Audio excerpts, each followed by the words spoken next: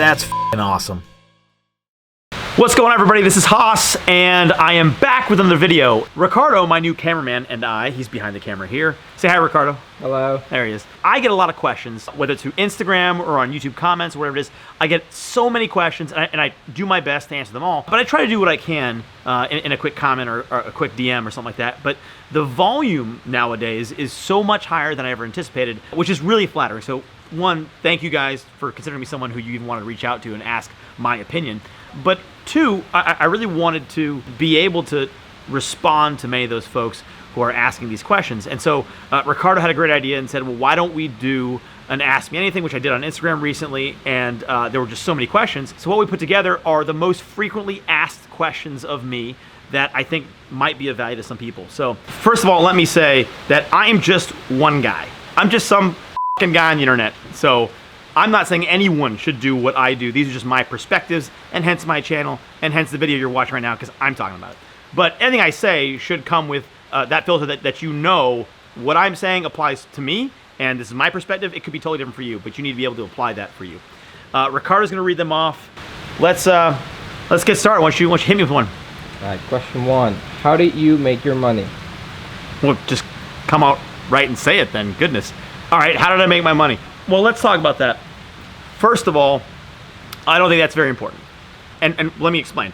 I don't think it's very important in the sense that for people to aspire to or admire or talk to about, financial planning is one thing, but being some sort of figure to be looked up to, I don't think should be based on money. I think you should be asking somebody, how did you get so happy? That's really what I think people should be focused on. If you really want to know my opinion, you should ask people who are the happiest motherfuckers you know out there and say, how did you get so happy?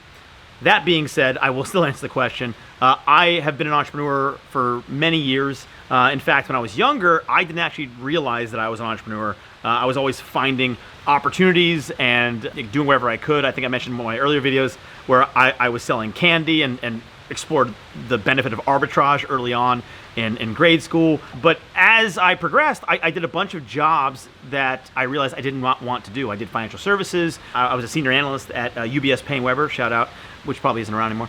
I also did IT, I did sales. I did a lot of different things that I found out I didn't really like and found kind of my own path. But for the last 12, 14 years or so, I've been an entrepreneur. I started my own companies, some with investors, some bootstrapped entirely on my own. So it's through building these companies and working for many years through them, scaling them, that I've been able to exit from these companies. And that really is what results in kind of large payouts, but it's over time. And I did a number of things to help me get there, obviously, but primarily I've been an entrepreneur and have sold my companies and had some exits. All right, hit me with the next one. What industry did you work in? What industry? Well, the companies that I previously mentioned were primarily in healthcare, technology, and marketing. So primarily in healthcare, I did a lot of software-based services, otherwise known as SaaS, software as a service. Most of the models were similar to that. And then also a lot of B2B services for major companies. But primarily the last, I'd say, 8 years or so, I focused on direct consumer engagement. So working with major pharmaceutical companies and their major brands, billion-dollar brands like Viagra, Lipitor, Crestor, etc., ones you've heard of, and helping them market and keep patients on their therapies. And so I did a lot with direct consumer interaction through mobile media and messaging, things like that. All right, what are we on now, number 3? Yes. Did you know that you were going to be successful before you started your company? Did I know I was going to be successful? That's a good and interesting question. So, yes and no. Yes, I knew that no matter what, and it depends on your definition of success, by the way, but no matter what, I was going to win. And what I mean by win, let me explain that first. No matter what I did, I knew I was going to win in the sense that if the company I was working for and was building didn't work out, I still won because I understood what a problem better. I knew what I shouldn't do. I had the experience of it. So that's a win. And a purebred entrepreneur, I think, sees it that way. That no matter what, you're still going to win because you've done something that you're working towards, that you're building experience in, that you are, ideally an expert in as well. and that you're learning about the market. But I still mean that in the sense that I was going to win even if my companies didn't work out, because I could always move forward, do something else, but take with me the experience and knowledge that I had gained. So that is always, to me, a win. The no, in the sense that I had no idea that the companies I was working on were going to be successful, that we'd be able to scale as we did, that there'd be a market for it. One of the first companies I started, we literally had to convince our potential clients that what we did was legal. So for a good long, maybe about 2 years, my primary job was to say, look, these are our services, and here's why you're allowed to pay me for them. So no, I didn't know that the company would be successful. I didn't know financially that they'd be successful, but I did know that I was going to win no matter what. How long did it take you to get to where you're now? Good question. So I'd say all my life. I'm 36 years old. It took me 36 years to get to where I am. I mean, that's a very literal answer to the question. But realistically, from a pure work standpoint, again, as I mentioned earlier, and was the first question, I worked as a young kid. I mean, I wasn't thinking it like a 9-to-5 type, go and get a paycheck type thing. But I was always trying to find value somewhere, solve problems. And whether you realize it or not, that adds so much to your experience and knowledge. And as you go forward and create companies, or you work in your job, whatever it is, those early experiences mean a lot and are pretty significant. And they were for me. So I would say that realistically, I really started my career in the late 90s and doing a bunch of different jobs. But based on that, about 20 years of solid, hard work. Head down, not worrying about anything else, hard work. And I would say that for about 10 of those years, I basically ate shit. It's a popular thing to say, to pay your dues, and I've always hated that phrase, because you don't necessarily have to do it the way that someone else sees paying your dues. But to you, you've got to pay your dues in the sense that you have to put in the work. You have to get out there. You got to figure out a new space. You have to put in the time, the effort to become an expert in what you know. No one's going to pay you just because that you think of, unless there's another reason why there's value there, is because you're not an expert, but you're so entertaining that they want to pay you to hear your opinions. But otherwise, most of the time, even folks that do that, by the way, are very well informed on what they're talking about. And you've got to spend the time to do that. Another part of that, I think, is really important to anybody's journey, is self-awareness. And finding out what is important to you, what you do well at, that takes time. And you should not be in a rush for that. So a lot of people ask the how long thing because they want to gauge, compare, which I think is a terrible path to go down. Everyone is on their own journey. You shouldn't compare it to someone else's. That being said, it's going to take time. And if you're looking for your dream job, or some hobby that you really love and you wish you could just get paid for it and you'd never have to work a day in your life, wonderful. That's just going to take time. And you can be practical about things and have another job that supports you until you can do that full time. But generally speaking, it's going to take a long time. And most entrepreneurs I've ever met, well, let's say early stage entrepreneurs, first time entrepreneurs that I've ever met, they always overestimate how fast they'll be successful. And they don't realize that it's a much longer time frame than they really expect. That being said, they underestimate the exponentially huge benefits that may occur later on down the line. So they're looking for things at 2 or 3 years, in, hey, I should be making money and doing all this stuff and being so big. I think you should generally plan for 10 years of doing that type of thing before you're going to see real big returns or anything significant.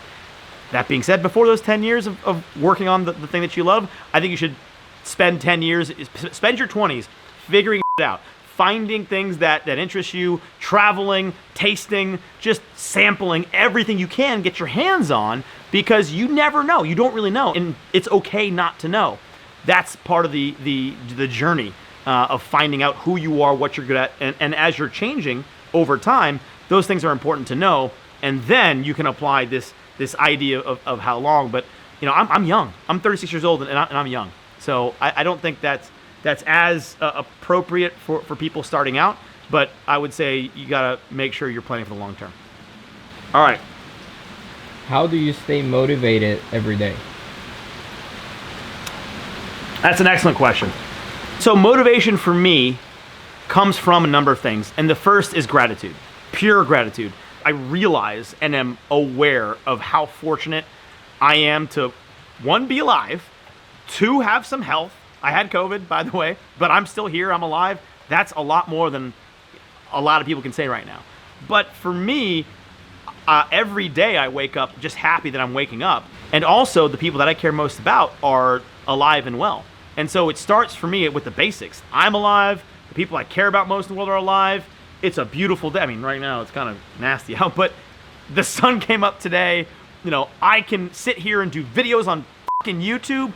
How great is life? I'm sitting here with a beer and a cigar, and there's just so many things to be thankful for. And it doesn't matter what your situation is. Yes, I'm in a very fortunate situation, but I didn't start getting grateful and having gratitude when I got to a certain point. I've been that way for a long time, but that's not to say that it's static. So there's a lot of folks that say practicing gratitude, which I like very much. Practicing gratitude is an important part of being in touch with who you are, being a third party to your own thoughts. So on a daily, sometimes every other day, I actually sit there and think about it. People ask me if I meditate and things like that. I don't, but that's part of my version of meditation is usually driving in cars.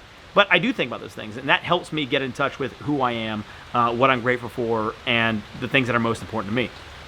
So for me, gratitude is probably the most important thing that motivates me on a daily basis. In addition, I'm an extreme extrovert. And what that means is I get my energy from interacting with others, from being around others. And I'm also very careful about who I surround myself with. So since I get my energy from others, I'm also a caretaker of who and what I'm getting my energy from. Not only what I'm doing, but who I'm around. And so that's a huge part of my motivation too, is being around, interacting with others, and especially those that I care about and that I love and want to be around. Some of my best friends are people that I love hanging out with. But that's also part of my motivation, is that I can get up the next day and want to do what I have to do that day. And that speaks to kind of a deeper level of self-awareness. Again, that I mentioned earlier, self-awareness is key to pretty much anything that you're going to do, but also where you want to know how to motivate yourself. You have to be able to motivate yourself, not be necessarily motivated by others or things, but you motivating yourself comes from knowing what you like, what you're about, what speaks to your inner self, your core. And from my perspective, I think that you have to have a certain amount of self-awareness to really get anywhere in life, but to get anywhere to where you feel fulfilled. And fulfillment, I think, is another core component of being actually happy. And it's not a point that you just kind of get to happiness and then you're done. I'm happy now. It's constant. It changes. It evolves over time. So that process of constant self-awareness, gratitude, and then motivation around who I'm with and what I'm doing is what motivates me primarily. Right. All right, what's the next one? Did you go to school for what you do? This is another yes and no question. For what I do, no, I didn't go to school for that. I did go to undergraduate school. I originally went to George Washington University in D.C., then to the University of Georgia. And my undergraduate major was originally international politics. Then it was interdisciplinary studies. Yeah, it's a thing now, by the way. But interdisciplinary studies was kind of a catch-all for many of the social sciences because I didn't really feel like I knew what the I wanted to study or be or know, and neither should you, by the way. And it doesn't matter what age you are. If you're 50 or you're 25, you don't have to know. But sure, there are practicalities of life that you have to figure out. But as you go through that process, you don't.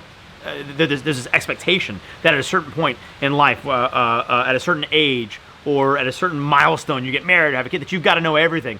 It helps to have a plan, but it doesn't mean you have to know what motivates you, what you want to commit the rest of your life to. I think you should spend a lot of time figuring that out. I did a lot of schooling that didn't necessarily correlate to what I ended up wanting to do. But going through that process, going to school, that's one way of doing it. And I think the structure and things like that of school helps a lot of people. Me personally, it did not. I didn't really want to go to college. I went for other reasons, mostly for expectations of my parents, things like that. Also because society expects you to have a certain modicum of education to do certain things and certain jobs and certain disciplines that I thought I was interested in. But I didn't have to go to school to be an entrepreneur. Now, can you learn very helpful things in school? Absolutely. But it's a personal thing. It's not like everybody has to go to school. Everybody has to learn this. It's not like that at all. I think that people should really devote themselves to learn what they want to learn. A lot of times school is part of that. It can help them get there. I would say that I didn't need to do school to figure out how to be an entrepreneur. That being said, after I had actually made some exits and built my own companies and even scaled them to a certain point, I did go back to school. I have an MBA from Northwestern, the Kellogg School of Management. Shout out 109. And I really enjoyed that period of time where I went back and got an MBA. Did I need an MBA? No. Did I enjoy it? Absolutely. Were there helpful things about it? 100%. But my goal behind getting an MBA was not to say, well, I need an MBA to get to this level and that level and so forth. I really wanted to do it to learn my craft. And so as I said earlier, you should go where you think you need to learn. I went there to learn because I could make that work for me. And I thought it had been a number of years since I had last been in school, and I thought it'd be a very interesting and fun journey and experiment. And it was. I was right, fortunately. So I had a lot of fun. So I enjoyed doing that. Did I need it? No.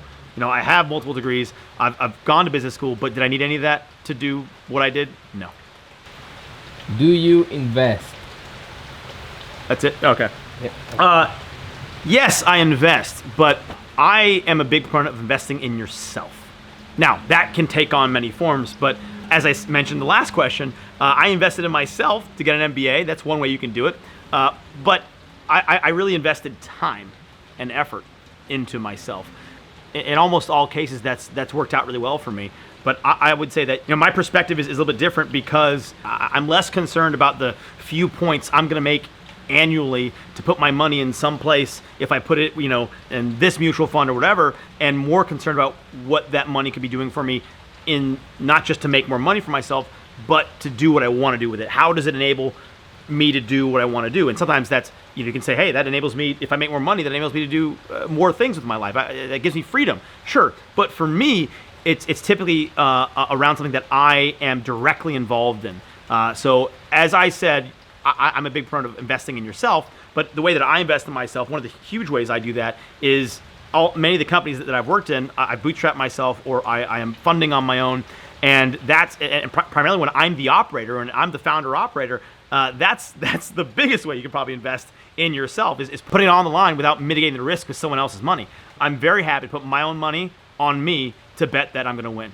So I think in the end, I've done okay with that, but as I said earlier, no matter what, I was going to win. So that's how I invest.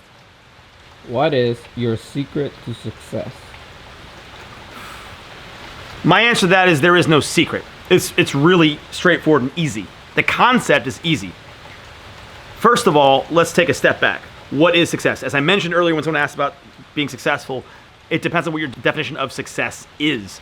My definition of success has nothing to do with financial aspects. None whatsoever. And I think a lot of people, especially young people, it's a key component of success to them. Or success is determined by others, meaning that their parents or their best friends or your friends on Instagram are like, oh, you're so successful, that's so cool.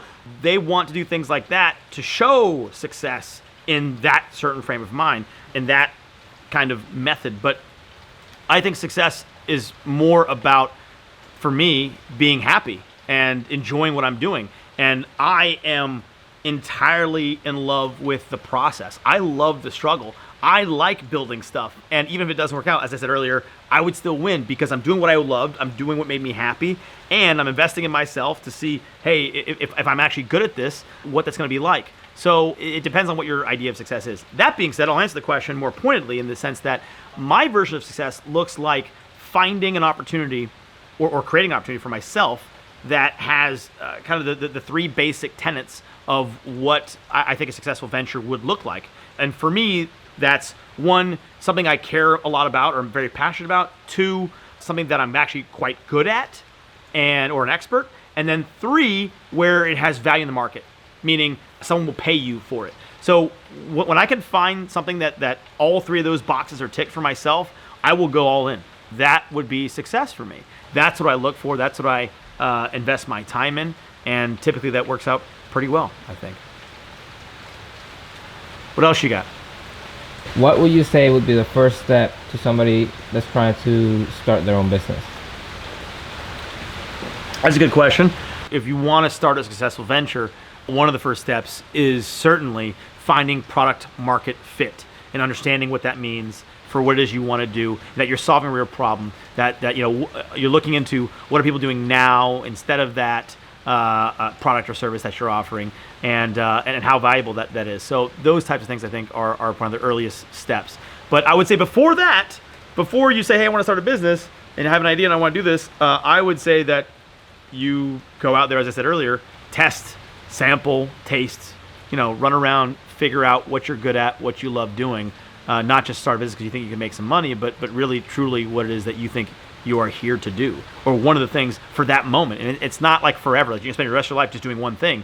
You can do lots of different things. I have, and a lot of that has to do with understanding who you are at the time and embracing that. And so sometimes that could be one thing, and then 2 years later it's another. And I think that's a strength to be able to adapt and move to whatever things that make you happy at the time, and you think that would have some success and value in the market. What else? If you could go back in time and talk to your younger self, what would you say? So I don't regret pretty much anything. I would just to go back and tell myself to worry less and enjoy the rides a little more. I worked really hard and worked a long time, but I would probably take a little bit more time off when I could. I have a former professor, Harry Kramer, who's the former CEO of Baxter Pharmaceuticals, by the way, but we were chatting the day, and he reminded me that it's how you manage your time. And one of the things he says a lot, and that I believe in, is that the term work-life balance is the worst thing ever. I hate the term work-life balance because it implies that the work and the life part are equal. Sometimes your work is going to be 90% of your life, and that's okay. Sometimes life is going to be 90%. Like right now, my life is 90% living and having fun and a small amount of work. It also depends on how you define work. But it depends, and it doesn't always have to be equal. It can be different in different periods of life. So in my early stages, when I was very heavily, 95% of my life was work and 5% was living, I would probably told myself to, worry less and enjoy a little more life. I'll do a little round of rapid fire. All right. What do you pour in first, cereal or milk? Cereal. Duh. Which shoe do you put on first? Left. Would you like to stay in Atlanta long term, or are you planning on moving anywhere? I will go wherever the opportunity is. I love Atlanta. It's my home, but I'll go anywhere. What are your favorite shoes? Right now, they are the ones I just got and just reviewed. Video coming out soon with the Air Jordan 1 Zen Greens. Awesome colorway. What's your favorite color? Orange. Duh. Do you have any fears? Yeah, probably one real fear, which is the fear of being unfulfilled, the fear of dying and not having done everything I could with this one life. It sounds corny as f***, but it's true. I've been around a lot of hospice people. I volunteered for a long time and worked in the hospice arena, and I've actually sat next to people on their deathbed. A lot of people. And not once did they say, I wish I worked more. Not once did they say, I wish I made more money. I wish I bought that car. I mean, they talk about things that they regret. Like, I wish I had taken that chance. I wish I had told her how I felt. I wish I'd spent more time with my children and my family. So my one real fear would be that I get to a point where I feel like I haven't been doing everything I could with my life, that I haven't lived my life to its fullest, sucked the marrow out of every day, and I try to remind myself that. That's part of why, when I'm awake, when I'm doing stuff, I'm pretty intense about it, because I want to be there. I want to be doing it. I love it. And so if I don't, I move on. I do something different. And that's what allows me to consistently say, I'm doing exactly what I want to be doing in life. And if I theoretically do that for my whole life, then I never get to the point where I'm like, well, what have I been doing with my life? I have these regrets. And so I would say that that's my one real fear. But I don't really think about it like that. I think more like happiness. Instead of how to control for my fears, how can I go towards happiness? So instead of leaning away from it's just a perspective difference. Instead of leaning away from fear, I lean towards happiness. So that's the way I look at it. That's all I got. That's all you got? Yeah. So thanks for watching the video, folks. I hope you found some value in it. A lot of folks have been asking many of these questions. These are the most asked questions that I get, and some that Ricardo just threw in there for funsies. In any case, thank you for watching. If you have any more questions, please feel free to comment. Let me know in the comments what I should do if I do another one of these. Should I answer other questions? Do you want to know weird things? Let me know. Don't forget to like and subscribe, and thank you for watching. We'll see you next time. There's relight the cigar. We'll add those at the end. Yeah, let's not add that. All right, kill it.